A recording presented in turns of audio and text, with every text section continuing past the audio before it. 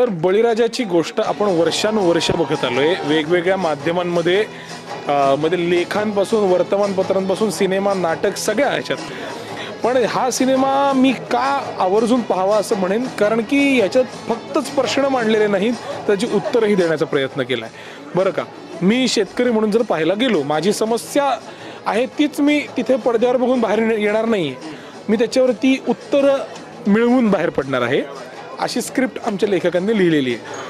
तर मुख्य समस्या तर साधी आहे, नवरदेव BSc ॲग्री पण पोरगीच होईना लग्नाला ॲग्री असं केलं।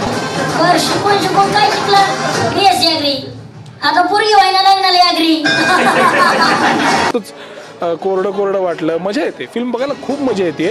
आणि अनेकांनी प्री रिलीज ज्यांनी फिल्म पाहिली त्यांनी फार कौतुक केले फिल्मचं, तर आवर्जून थिएटरमध्ये जाऊन पहा असं मी आवाहन करीन। हा आता हेच जे परसेप्शन आहे ना, बळीराजा म्हणल्यावर दुःख असं आपण म्हणतो, तर असं नाही आहे। आनंदी आहेत शेतकरी, पण खूप प्रमाणात आनंदी आहेत। त्यांचा व्यवसायच असा आहे, त्यांचं कामच असं आहे की जे खूप निसर्गावर अवलंबून आहे, त्यामुळे बरेच वेळेला त्यांना क्लायमेट चेंज या गोष्टींना सामोरं जावं लागतं, ज्याच्यातून त्यांचं दुःख बाहेर येत राहतं। पण ते इतके समांतर गावाकडे चालू आहेत ना या गोष्टी, त्याचंच खातोय आपण, पण आपण त्याच्याबद्दल दुःख सोडून दुसरं काही जाणून घेत नाही। म्हणूनच हा सिनेमा हा त्या शेतकऱ्यांचा आनंद, त्यांच्यातला रोमॅन्स हे सगळंच मांडणारा झालाय। म्हणून असं फ्रेश आहे सिनेमा, असं वृक्ष नाही, कोरडा नाही आहे, असं भरलेला आहे, बहरलेला आहे। मी आत्ता इतका वेळेस हे बोललो तेच की भावविश्व असतं कुठल्याही माणसाचं, एक नटाचं एक असतं, कुठल्या इंजिनियरचं असतं, तसंच शेती करणारच हे असतं ना।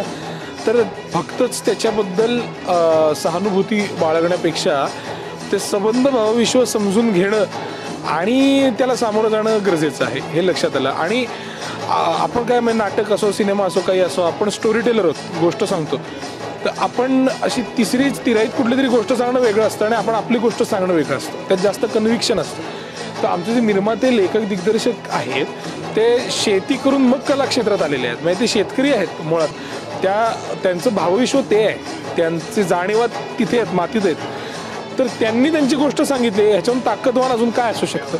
त्यामुळे त्यांच्याकडून ज्या गोष्टी कळल्या त्या आपल्या मानल्या आणि पुढे गेलोय मी, कारण माझं रोजचं जगणं नाही हे, पण त्याला प्रामाणिकपणे नट म्हणून सामोरं जाणं हे माझं काम आहे। आम्ही मित्र होतो एकतर पूर्वीपासून, त्यामुळे काम करताना असं काही निराळा आम्हाला क्रॅक नाही करावं लागलं, आम्ही कम्फर्टेबली काम करू शकलो एकमेकांसोबत। आणि ती फार सुंदर नटी आहे ती, हां म्हणजे हास्यचित्रामध्ये तर ती उत्तम करतेच, पण तिने या सिनेमात ते सगळं बाजूला टाकून असं ग्राउंडेड काम केलं आणि त्यामुळे आम्ही खूप कम्फर्टेबली हसत खेळत चांगलं झालं काम आमचं। प्रजासत्ताक दिन आहे, महत्त्वाचा दिवस, महत्त्वाचा सिनेमा, शेतकऱ्यांवर केलेला सिनेमा, आणि माझ्यासाठी नाही, इतर कोणासाठी नाही, तरी आमच्या लेखक दिग्दर्शकांसाठी, निर्मात्यांसाठी, ज्यांनी शेतीसाठी अनेक वर्ष दिलेली आहेत, त्या लोकांसाठी हा सिनेमा बघा।